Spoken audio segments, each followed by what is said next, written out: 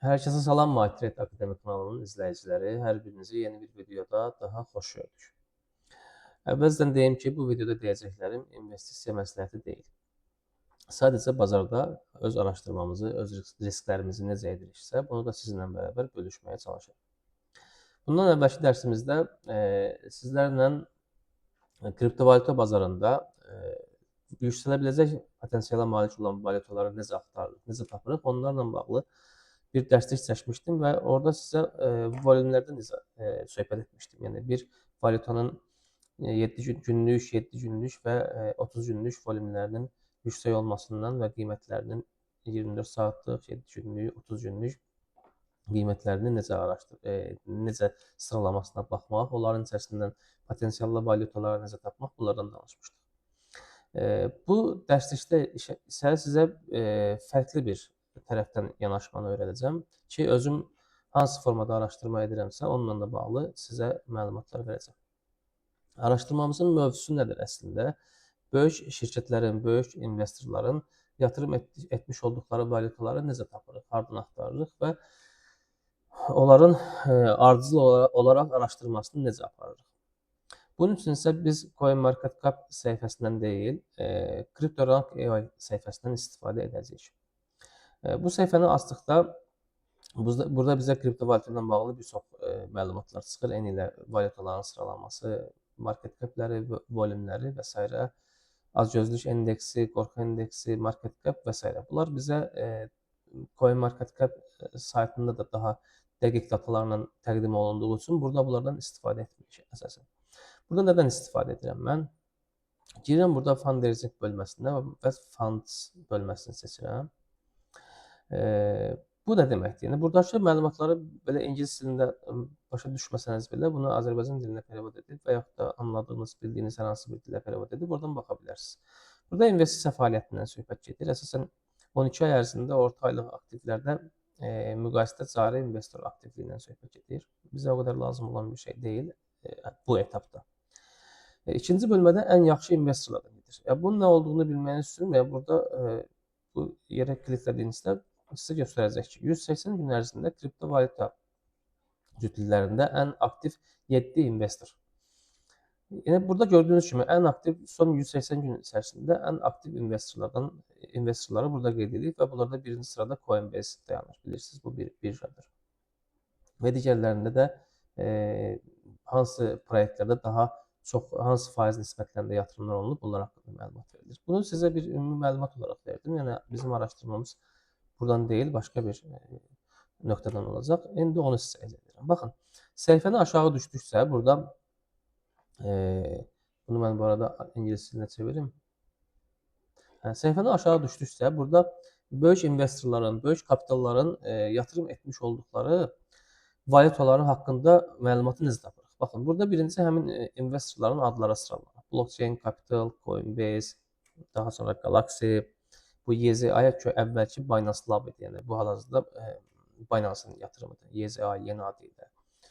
Daha sonra bunların içərisində mənim üçün maraqlı olanların adını çəkirəm. Haskey Capital.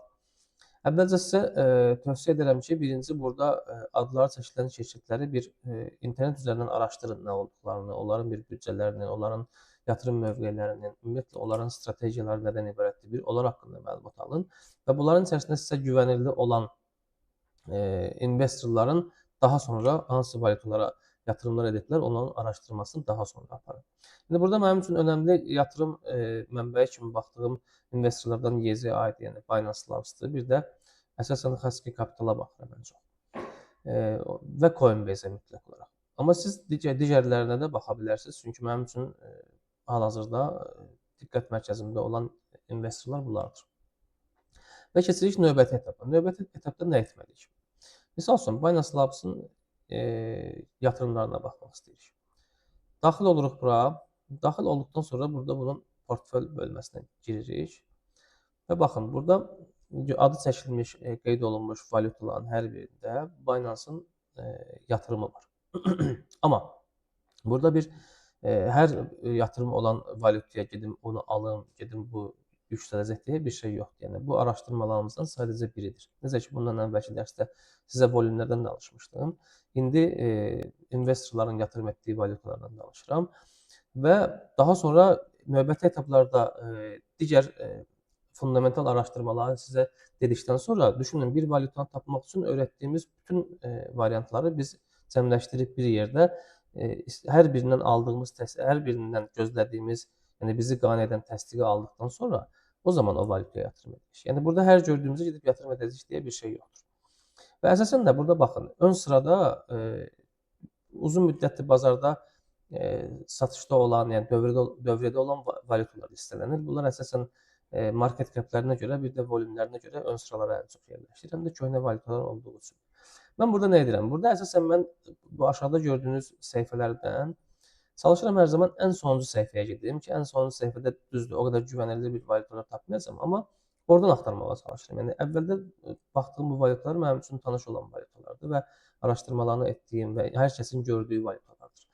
Bir şeyə qeyd edim ki, yəni bu formada axtardığımız valyutalara hər zaman itirə biləcəyimiz bir məbləğ yatırmaq lazımdır. Çünki bunların içindən biz hələ yeni yaranmış bir valyuta axtarırıq. Yeni yaranmış valyutanın yüksək qazanc vermə potensialı olduğu kimi böyük riski var. Yəni bu mütləq bizim deməli kripto səbətimizdə itirə biləcəyimiz məbləğlə yatırım edəcəyimiz bir valyuta olmalıdır. Çünki biz ön sıralarda sağlam valyuta axtarmırıq. Biz arxa sıralardan yeni yaranmış, hələ heç kimin kəşf eləmədiyi bir valyutaları axtarmaq üçün bu variantdan istifadə edirik. Və onun üçün mən ən son sıraya gedirəm. Təbii ki, dediyim kimi, baxın, ən son sırada adı çəkilən valyutaların heç bir gördünüz, hələ heç bunlar bazara listələnməyə çıxmayıb. Nə market capı var, nə 24 saatlıq volüm var, nə qiyməti var. Və oradan başlayaraq səhifə geri qayıtmağa gəlirəm. Ki, hər hansı səhifədə burada mən hər hansı bir valyuta tapacam və onun bir qiyməti, onun bir market capı olacaqsa, artıq onun üzərindən araşdırma aparmağa başlayacam. Misal üçün, gəldiyimiz 26-cı səhifədə burada qarşıma 2 dənə valyuta çıxır ki, qiymətləri var və 24 saatlıq düzdür. Onsuz buna buradan baxdıqda bunların güvənilir olmadığını görürəm. Nəyə görə görürəm? Çünki qarşılarında qiymət çox sıfırlı bir qiymətdir. Bunun market capı da ki, baxın 582 dollarlıq bir market capı var və düşüşdədir. Buna baxmağıma artıq ehtiyac yoxdur. Yəni bu valyutanın üzərindən birbaşa keçirəm digər səhifələrə. Yəni bunun içərisinə girib artıq bunun digər hissələrini yoxlamağıma ehtiyacım yoxdur. O özünün güvənsiz bir valyuta olduğunu ilk başdan zaten göstərdi mənə. Eyni ilə bunlara baxıram. Yəni 18 milyon market caplik bir valyuta var burada. Sense deyə bir valyuta var. Troy AI deyə bir valyuta var. Yəni yoxlamaq üçün baxın, hətta burada FTX token var. Ki, vaxtilə insanlara çox gözü yaşlı qoyub. Tutalım ki, burada Troy AI valyutasına baxmaq istəyirik.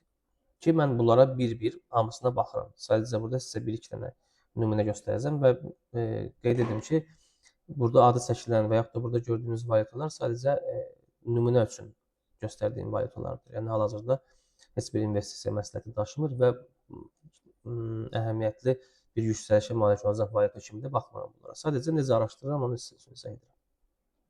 Baxın, valyutaya daxil olduqda ən birinci işim valyutanın qrafikinə baxmaqdır. Günlük time frame-dəyəm və valyutanın qrafikinə baxıram. Baxın, 2024-cü ilin oktyabr ayından yüksəlmiş. Düşünün, bunu biz bu hissələrdə tapmış olsaydıq və bunu demək istəyirdim. Yaxşı çıxdı bu valyuta qabağıma. 2024-cü ilin oktyabr ayında biz bunu belə bir qrafikdə tapmış olsaydıq, baxın görün bu nə qədər yüksəliş vermişdi Binance-ın yatırımı olan valyuta. 562%. Yəni bu 5.5 qat deməkdir. Və bu valyuta artıq bazardan investorlar bunu demək olar ki, satıb çıxıblar. Yəni bu valyutanın qrafiki özü haqqında artıq nə qədər batmış bir valyuta olduğu mənə deyir. Yaxşı, bunu görmüşdən bir şey yadıma düşdü, bunu deyim sizə ki, siz düşünməyin ki, burada açdınız, baxdınız və yüksəlişdə deyil, amma çox da düşüşdə deyil. Yəni orta qiymətlərdə bir valyuta tapmısınız düşünün və Binance-ın yatırımı var deyə bu güvənillidir deyə bir şey yoxdur. Yəni çalışın hər zaman yeni çıxmış bir valyuta axtarasınız buradan ki və Binance-ın onda yatırımı olsun və yaxud da sizin seçdiyiniz hər hansı bir investorun həmin valyutada yatırımı olsun və o valyuta yeni çıxmış olsun bazara. Yəni köhnələrdən böyük ehtimalla burada həm 10 il bundan qabaq çıxmış valyutanı da görə bilərsiniz, Binance-ın yatırımı olan. 3 gün bundan qabaq çıxmış valyutanı da görə bilərsiniz. Yəni buna heç zaman güvənməyin ki, bu 10 ildə çıxıbdır, qiymət özünü saxlayır və Binance-ın yatırımı var. Bəlkə də Binance artıq ondan bütün əlində olan valyutaları satıb çıxıb, amma sistem olaraq Binance-ın yatırımı kimi görünür burada. Hətta mən qrafikin əvvəllərinə gedəndə baxın bu daha böyük yüksəlişlərdə olmuş bir valyutadır. Düşünün qrafiki tam görməmişdim bayaq. Bunu misal üçün mən burada həftəlik time frame açsam daha rahat görəcəyik. Belə başa düşdüm ki. Baxın. Düşünün ki, belə bir valyutanı biz 2021-ci ilin valyutasıdır.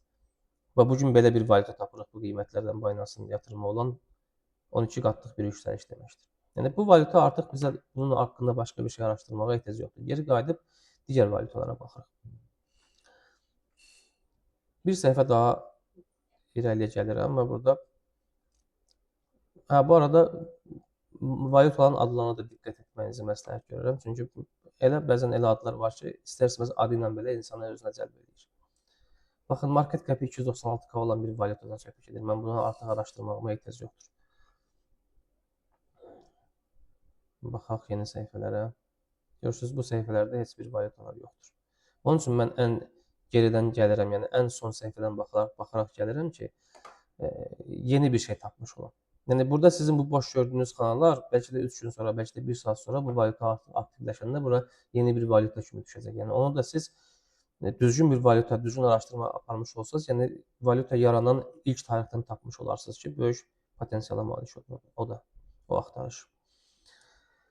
Misal üçün burada nə var? Xcent Finance deyə bir valyuta, amma görürsünüz market capı azdır, amma baxmıram. Yəni gəlin buna bir işdə baxaq görək bu nədir. Yəni altında da bir RVA yazıblar diqqət cəlb eləmək üçün. Yenə də baxaq buna. Buna baxaq. Yəni artıq bunun haqqında bir görürsünüz burada, yəni Azərbaycan dilində perevod etsəz görəcəksiniz ki, bunun haqqında bir məlumat verib ki, Xcent Finance brendinin adı RVA olaraq dəyişdirilibdir. Baxırıq nəyə?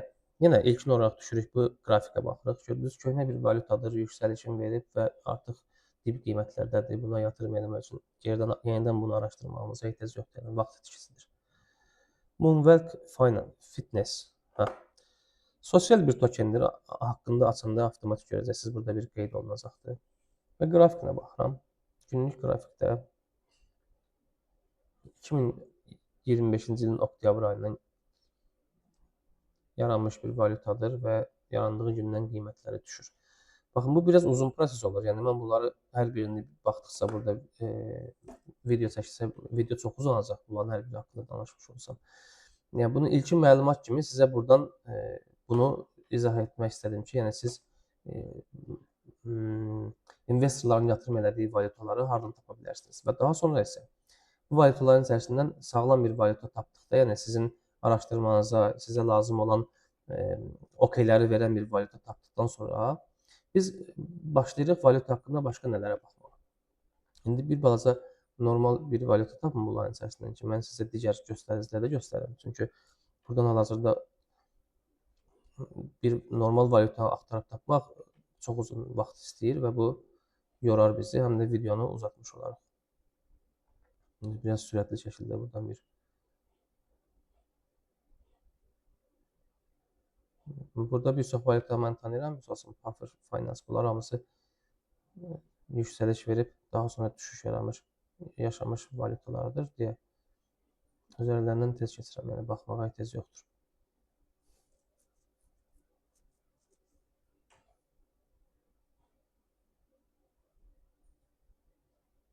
Əksəriyyətdə köhnə valyutalardır.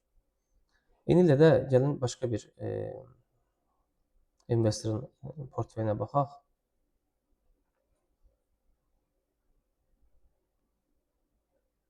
Misal üçün, mənim üçün maraqlı burada ən çox Haskell Capital olur. Yəni bunun portföyündən bir çox valyutalar tapıb yaxşı yüksəlişlər əldə etmişəm. Misal üçün, MX valyutasını misal çəkə bilərəm ona.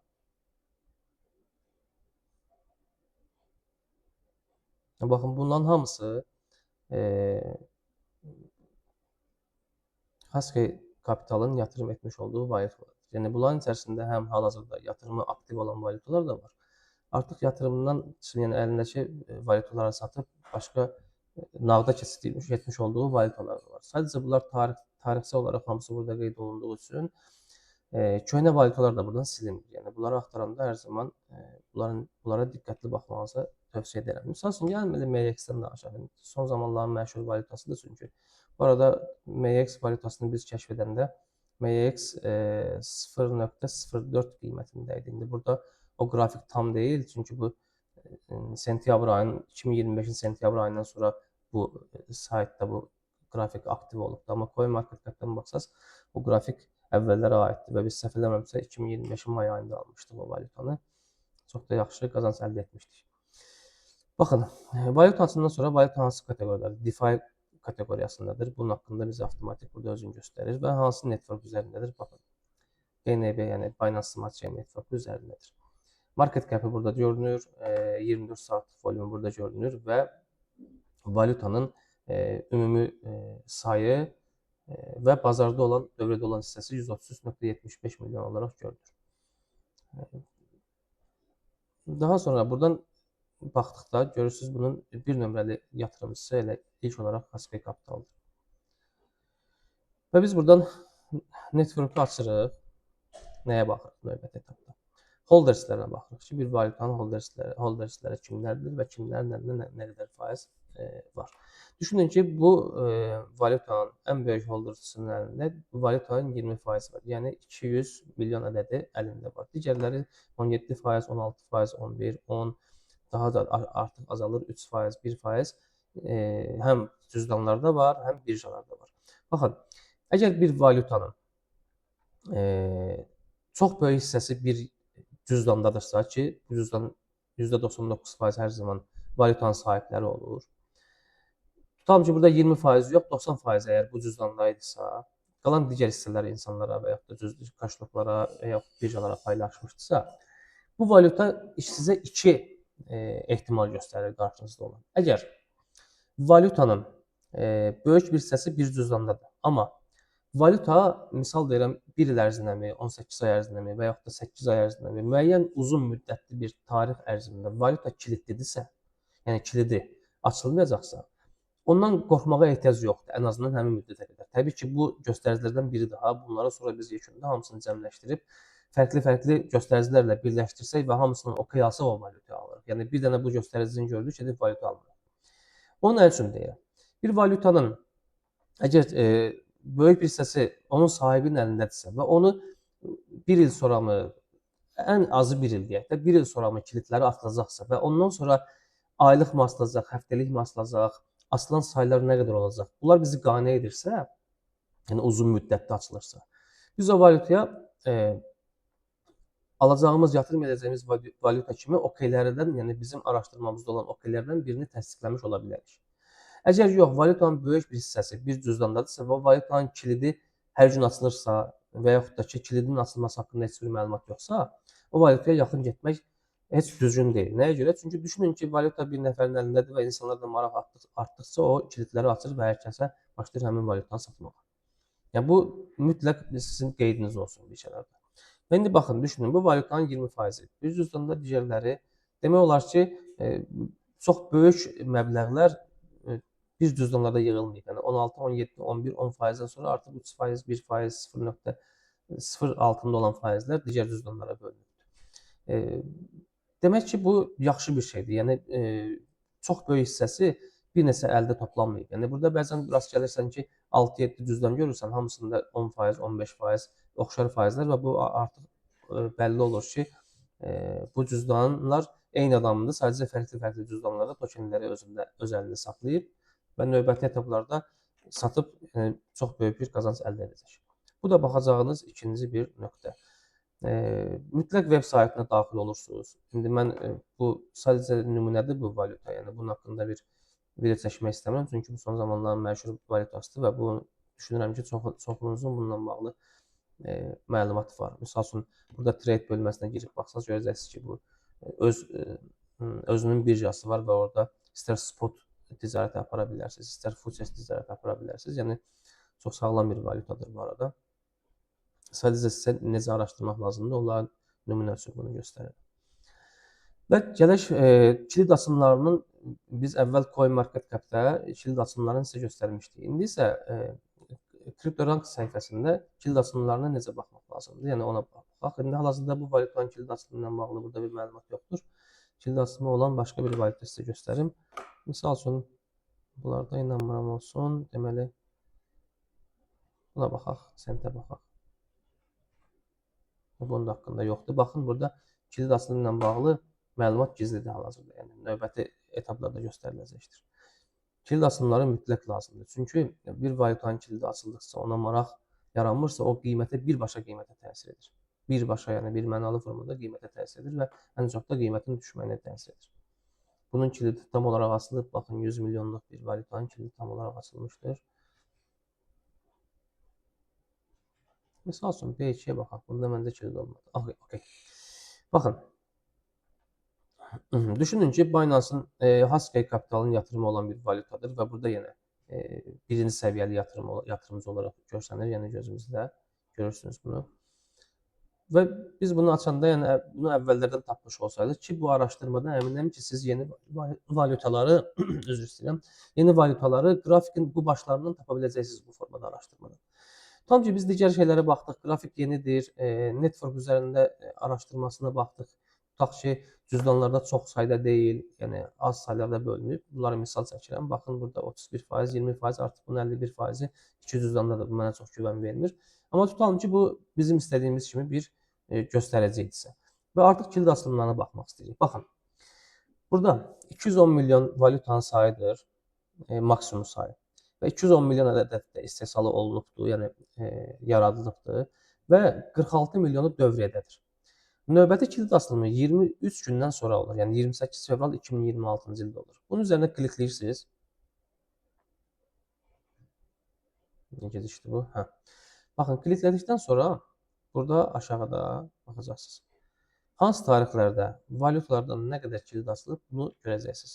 Fevralın 28-i 2026-cı ildə ümumi sayın, yəni maksimum sayın 0.99% qədəri açılacaqdır. Yəni bunun tam rahat başa düşməyiniz üçün, yəni Azərbaycan dilində perevod edib daha yaxşı baxa bilərsiniz ki, 1.67 milyon dollarlıq token açılacaqdır.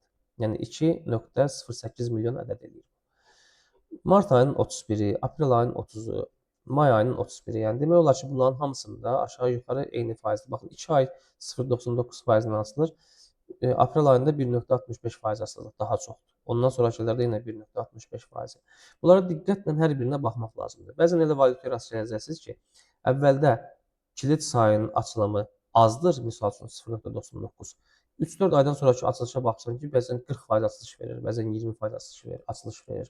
Yəni bunlardan mütləq şəkildə bunlara diqqət etməyiniz vacibdir. Çünki yüklü şəkildə açılış olan ay hansıdırsa, %99% həmin ay o valyutanın qiymətində çox sərt eniş görə bilərsiniz.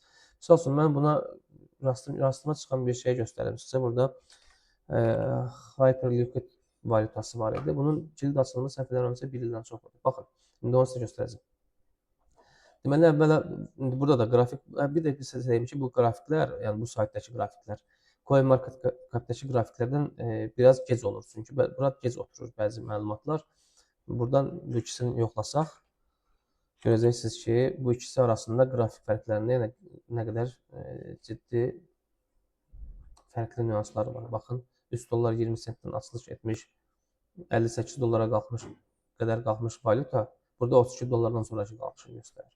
İndi nə göstərmək istəyirəm? Baxın, bunun kilid açılımına baxsaq, ki, mən bunu bir-bir axtarıb valyutalarını tapıb sizə belə video çəkə bilmərəm də. Sadəcə bildiklərimdən bəzilərini göstərirəm ki, qarşınıza çıxanda nə cür reaksiya verəcəyinizi biləsiniz. Baxın, görürsünüz, bunlardan hamısı 0.2%, 0.2% və fevralın 4-ü, 5-i, 6-sı, bu hər gün bu valyuta kilidini açacaqdır. Bunun bütün kilid açılımlarına baxsaq bu bölmədə, bütün kilid açılımlarına baxmış olsaq, deməli, nəyə göstərmək istəyirəm sizə? Yəni, əvvəl kilid açılımı nə idi? Daha doğrusu köhnələrə baxaq. Əvvəlki kilid açılımı nə idi və o qiymətə nə qədər təsir eləmişdi, onu göstərmək istəyirəm. Keçmiş. 10 yanvar. Baxın, görürsünüz, bu hər gün bu valyutanın kilidi açılıbdır. Amma uzun müddət kilidli qalmışdı bu. Deməli, baxın. Burada nə görürük? 29 noyabr 2024-cü il. Tokenin 31% kilidi açılmışdı. Bu ilk açılımı idi. Səhv xatırlamıramsa, bu valyuta yeni çıxanda bazara ilk bu qədəri açılmışdı bu valyutanın. Ondan sonraki növbəti açılışa baxın, 29 noyabr 2025.